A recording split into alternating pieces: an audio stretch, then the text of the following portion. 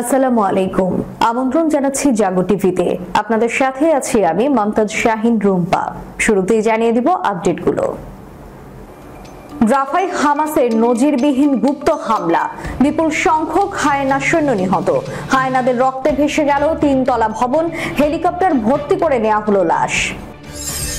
গাজায় নতুন যুদ্ধবিরতির প্রস্তাব মেনে নিয়েছে হামাস। ব্লিংকেনের দাবি, নেতানিয়াহু যুদ্ধবিরতির প্রতিশ্রুতি দিয়েছে। খুলছে আরেকটি নতুন যুদ্ধ ফ্রন্ট। সীমান্ত টপকে দক্ষিণ কোরিয়ায় ঢুকে পড়েছে কিমের সেনা, পাল্টাপাল্টি গোলাগুলি শুরু। ফের রাশিয়া বেলারুশের পারমাণবিক অস্ত্র মহড়া শুরু, কিসের ইঙ্গিত দিচ্ছেন প্রেসিডেন্ট পুতিন। ইয়েমেনে মার্কিন ইসরায়েলি গুপ্তচর চক্রকে আটক করল হুথি যোদ্ধারা।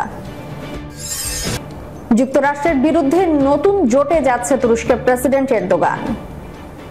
শুনছিলেন শিরোনাম, এবারে বিস্তারিত। রাফায় হামাসের নজিরবিহীন গুপ্ত হামলা, বিপুল সংখ্যক ইসরায়েলি সৈন্য নিহত। হায়নাদের রক্তে ভেসে গেছে 3 তলা ভবন, দিনভর হেলিকপ্টার ভর্তি করে নেওয়া হলো লাশ।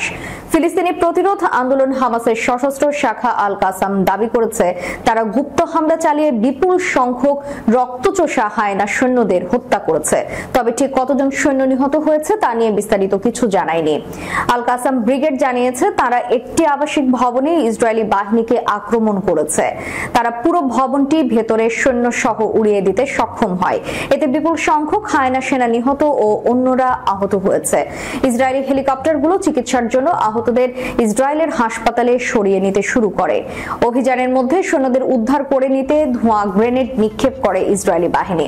আইডিএফ এর প্রাথমিক তদন্ত মতে সোমবার দক্ষিণ গাজার রাফা শহরে একটি ভবনে অভিযানে যায় নিহত সেনারা। শুরুতে ভবনের ভেতর ফাঁদ পাতা আছে কিনা তা নিশ্চিত হতে তারা একটি বিস্ফোরক ছোড়েন। এতে তাৎক্ষণিকভাবে লুকিয়ে রাখা অপর কোনো বিস্ফোরক বিস্ফোরিত না হওয়ায় সেনারা 3 তলা ভবনটিতে প্রবেশ করেন। কিন্তু সে সময় লুকিয়ে রাখা বোমা বিস্ফোরিত হলে ভবনের অংশবিশেষ কয়েকজন সেনার উপর ধসে পড়ে। এদিকে গতকাল সোমবার ইসরায়েলি বাহিনীর হামলায় পশ্চিম তীরের রামাল্লায় অন্তত 4 জন শহীদ হয়েছেন। এই 4 জনকে হায়না বাহিনী গুলি করে হত্যা করেছে। আহত হয়েছেন আরো অন্তত 8 জন। স্থানীয় সময় গতকাল সোমবার সন্ধ্যায় পশ্চিম তীরের রামাল্লায় কাফর নিয়ামা গ্রামে এই হত্যাকাণ্ডের ঘটনা ঘটে। ফিলিস্তিনি কর্তৃপক্ষের স্বাস্থ্য মন্ত্রণালয় জানিয়েছে শহীদরা হলেন মোহাম্মদ রাসনাল আব্দো, মোহাম্মদ জাবের আব্দো এবং রুশদি সামিদ আতায়া। চতুর্থ ব্যক্তির পরিচয় এখনো জানা যায়নি। তবে স্থানীয় সূত্র জানিয়েছে চতুর্থ ব্যক্তির নাম ওয়াসিম বাসাম জিদান। যুক্তরাষ্ট্র প্রস্তাবিত গাজায় যুদ্ধবিরতি নিয়ে আশার আলো দেখা দিয়েছে। গাজায় নতুন যুদ্ধবিরতির প্রস্তাব মেনে নিয়েছে হামাস। ব্লিংকেনের দাবি, নেতানিয়াহু যুদ্ধবিরতির প্রতিশ্রুতি দিয়েছে। এরই মধ্যে ইসরায়েলি প্রধানমন্ত্রী বেনিয়ামিন নেতানিয়াহু নাকি যুক্তরাষ্ট্র প্রস্তাবিত যুদ্ধবিরতির পক্ষে তার দৃঢ় অবস্থান জানিয়েছে। হামাসও এই প্রস্তাবকে স্বাগত জানিয়েছে বলে গোষ্ঠীটি এই প্রস্তাব নিয়ে আলোচনায় প্রস্তুত। ইসরায়েলি সংবাদ মাধ্যম টাইমস অফ ইসরায়েলের প্রতিবেদন থেকে এই তথ্য জানা গেছে। গতকাল সোমবার জাতিসংঘের নিরাপত্তা পরিষদে যুক্তরাষ্ট্র প্রস্তাবিত গাজায় যুদ্ধবিরতির খসড়াটি সমর্থন পায়। মার্কিন প্রস্তাব অনুসারে গাজায় একটি স্থায়ী যুদ্ধবিরতি, হামাসের হাতে থাকা ইসরায়েলি জিম্মিদের মুক্তি, নিহত জিম্মিদের মরদেহ হস্তান্তর এবং ফিলিস্তিনি বন্দীদের মুক্তির বিষয়টি অন্তর্ভুক্ত আছে এই প্রস্তাবে। ব্রিটিশ সংবাদ মাধ্যম বিবিসির প্রতিবেদনে বলা হয়েছে জাতিসংঘের নিরাপত্তা পরিষদের 5 স্থায়ী সদস্য ও 10 অস্থায়ী সদস্য দেশের মধ্যে রাশিয়া ছাড়া সব দেশে এই প্রস্তাবের পক্ষে ভোট দেয়। রাশিয়া ভেটো না দিলেও এই প্রস্তাবের পক্ষে ভোট দেওয়া থেকে বিরত ছিল। তবে জাতিসংঘের নিরাপত্তা পরিষদে প্রস্তাবটির সমর্থন পাওয়া একে স্বাগত জানিয়েছে হামাস। গোষ্ঠীটির জ্যেষ্ঠ নেতা সামি আবু জুহরি বার্তা সংস্থা রয়টার্সকে জানিয়েছেন তারা জাতিসংঘের সমর্থন পাওয়া মার্কিন যুদ্ধবিরতি প্রস্তাবটিকে স্বাগত জানাচ্ছেন এবং এই বিষয়ে বিস্তারিত আলোচনায় প্রস্তুত গোষ্ঠীটি। এদিকে যুক্তরাষ্ট্রের পররাষ্ট্রমন্ত্রী অ্যান্টনি ব্লিংকেনের সঙ্গে বৈঠকের সময় ইসরায়েলি প্রধানমন্ত্রী বেনিয়ামিন নেতানিয়াহু মার্কিন প্রস্তাবের পক্ষে তার দৃঢ় সমর্থন ব্যক্ত করেছেন, এমনটাই জানিয়েছে ব্লিংকেন। যদিও নেতানিয়াহু বরাবর প্রকাশ করেছেন গাজায় হামাসকে নির্মূলের লক্ষ্য অর্জিত না হওয়া পর্যন্ত কোনো যুদ্ধবিরতি হবে না। গত সোমবার পূর্ব জেরুজালেমে নেতানিয়াহুর সঙ্গে বৈঠকের পর ব্লিংকেন জানান নেতানিয়াহু গতকাল জেরুজালেমে তাদের বৈঠকের সময় গাজা যুদ্ধবিরতির প্রস্তাবে তার প্রতিশ্রুতি পুনর্নিশ্চিত করেছেন। ব্লিংকেন বলেন, আমি গত রাতে প্রধানমন্ত্রী নেতানিয়াহুর সাথে দেখা করেছি এবং তিনি প্রস্তাবের প্রতি তার প্রতিশ্রুতি পুনর্ব্যক্ত করেছেন। এই সময় তিনি বলেন, মার্কিন যুদ্ধবিরতি প্রস্তাবে জাতিসংঘের সমর্থন পাওয়ার পর তা হামাস স্বাগত জানানোই একটি আশাবাঞ্চক লক্ষণ দেখা দিয়েছে। এদিকে খুলেছে আরেকটি নতুন যুদ্ধ ফ্রন্ট। সীমান্ত টপকে দক্ষিণ কোরিয়ায় ঢুকে পড়েছে কিমের সেনা। পাল্টাপাল্টি গোলাগুলি শুরু। সীমান্ত অতিক্রম করে উত্তর কোরিয়ায় কয়েকজন সেনা দক্ষিণ কোরিয়ায় প্রবেশ করার পর সতর্কীকরণ গুলি ছুড়েছে দক্ষিণ কোরিয়ার সেনাবাহিনী। পাল্টা গুলি ছুড়ে কিম সেনারাও।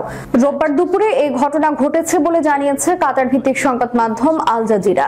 বার্তা সংস্থা ইয়ন হাপের বরাত দিয়ে আল জাজিরা জানিয়েছে, গতকাল দুপুর 12:30টার দিকে দুই কোরিয়াকে বিভক্তকারী সীমানা অতিক্রম করে উত্তর কোরিয়ার কয়েকজন সেনা দক্ষিণ কোরিয়ায় ঢুকে পড়েন।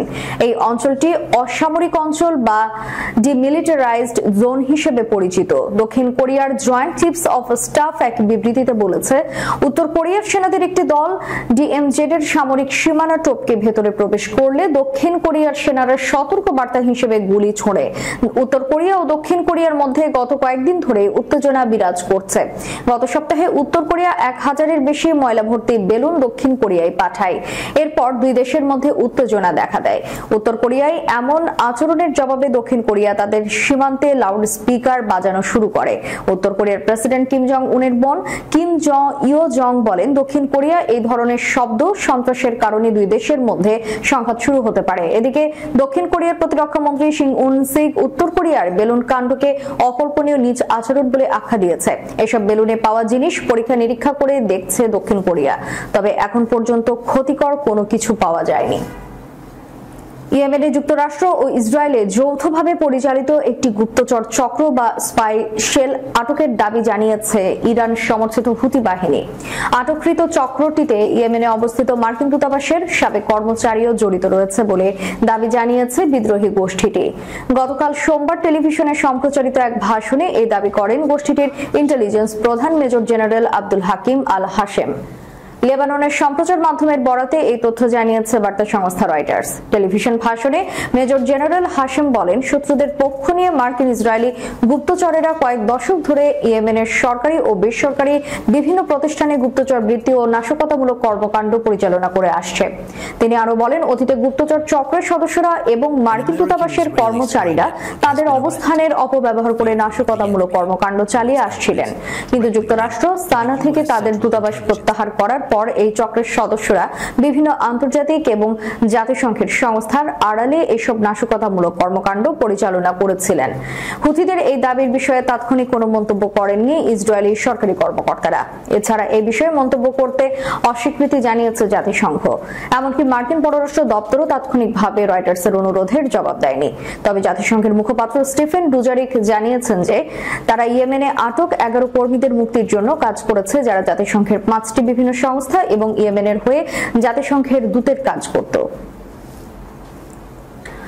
আবারও পারমাণবিক অস্ত্রের মহড়া চালাচ্ছে রাশিয়া। এবার বেলারুশের সঙ্গে যৌথভাবে এই মহড়া চালাচ্ছে বলে ঘোষণা দিয়েছে রুশ সশস্ত্র বাহিনী। রাশিয়ার প্রতিরক্ষা মন্ত্রণালয় জানিয়েছে এটা হবে তাদের পারমাণবিক অস্ত্রের দ্বিতীয় মহড়া। খবর রয়টার্স ও তাসের। এর আগে মার্কিন হামলার হুমকির পর পারমাণবিক অস্ত্রের মহড়া চালিয়েছিল রাশিয়া। এক বিবৃতিতে রাশিয়ার প্রতিরক্ষা মন্ত্রণালয় জানিয়েছে, রাশিয়ার প্রেসিডেন্ট ভ্লাদিমির পুতিনের সিদ্ধান্তে দুই দেশের সেনাবাহিনীকে পারমাণবিক অস্ত্রের প্রশিক্ষণ দিতে এই মহড়ার আয়োজন করা হয়েছে। এতে আরো বলা হয়, রাশিয়া এবং বেলারুশের স্বাধীনতা ও সার্বভৌমত্ব হুমকির মুখে পড়লে আমরা পারমাণবিক অস্ত্র ব্যবহারে পিছপা হব না। সম্প্রতি মার্কিন এবং ইউরোপীয়দের অত্যাধুনিক অস্ত্র দিয়ে রাশিয়ার ভিতরে হামলা শুরু করেছে ইউক্রেন। এই ঘটনার পরেই পুতিন বেলারুশকে সঙ্গে নিয়ে পারমাণবিক অস্ত্রের এই মহড়া শুরু করার নির্দেশ দেন। যুক্তরাষ্ট্রের বিরুদ্ধে নতুন জোটে যাচ্ছেন তুরস্কের প্রেসিডেন্ট এরদোগান। যুক্তরাষ্ট্রের বিরুদ্ধে দাঁড়িয়ে কথা বলার সাহস দেখানোর মতো বিশ্বে হাতে গোনা কয়েকটি দেশ রয়েছে। অন্য আরো কয়েকটি দেশকে নিয়ে যুক্তরাষ্ট্রের বিরুদ্ধে একটি অর্থনৈতিক জোট গড়ে তোলার চেষ্টা করছে তারা। বিশ্বের ধনী দেশগুলোর জোট গ্রুপ 7কে টক্কর দিতে চাওয়া এই জোট ব্রিক্স নামে পরিচিত। ব্রাজিল, রাশিয়া, ভারত, চীন ও দক্ষিণ আফ্রিকা দাপটের সঙ্গে বিশ্ব শাসনে কয়েক বছর ধরে জোটের কলেবর বাড়াতে চাইছে। আবার রাশিয়ার কাছ থেকে সমরাস্ত্র আমদানি করে থাকে দেশটি। এই নিয়ে যুক্তরাষ্ট্রের সঙ্গে তুরস্কের তিক্ততা রয়েছে। এবার শোনা যাচ্ছে ব্রিক্সে যোগ দিতে চায় তুরস্ক। ন্যাটোর সদস্য হলেও চলতি বছরের শুরুর দিকে ব্রিক্সে যোগ দেওয়ার জন্য কৌশলগত পদক্ষেপ নেয় দেশটি। তুরস্কের 3 জন কর্মকর্তা মিডল ইস্ট আইকে এই তথ্য নিশ্চিত করেছেন। তুরস্ক যদি ব্রিক্সের সদস্য হতে পারে তাহলে তারাই হবে ন্যাটোভুক্ত প্রথম দেশ। সোম ও মঙ্গলবার রাশিয়ার ব্রিক্সের সম্মেলনে অনুষ্ঠিত হচ্ছে। ক্রেমলিন জানিয়ে জানিয়েছে এই সম্মেলনের তুরস্কের আগ্রহের বিষয়টি আলোচনা করা হবে, যদিও তারা সতর্ক করে দিয়ে বলেছে আবেদন করলেই যে সবাই সদস্য পদ পাবে তা বলা যাচ্ছে না। এই সম্মেলনে তুরস্কের পররাষ্ট্রমন্ত্রী হাকান ফিদানের যোগ দেওয়ার কথা রয়েছে। দর্শক, শেষ করার পূর্বে সংবাদ শিরোনামগুলো জানিয়ে দিব আরো একবার। রাফায় হামাসের নজিরবিহীন গুপ্ত হামলা, বিপুল সংখ্যক হায়েনা সৈন্য নিহত। হায়েনাদের রক্তে ভেসে গেল 3 তলা ভবন, হেলিকপ্টার ভর্তি করে নেওয়া হলো লাশ।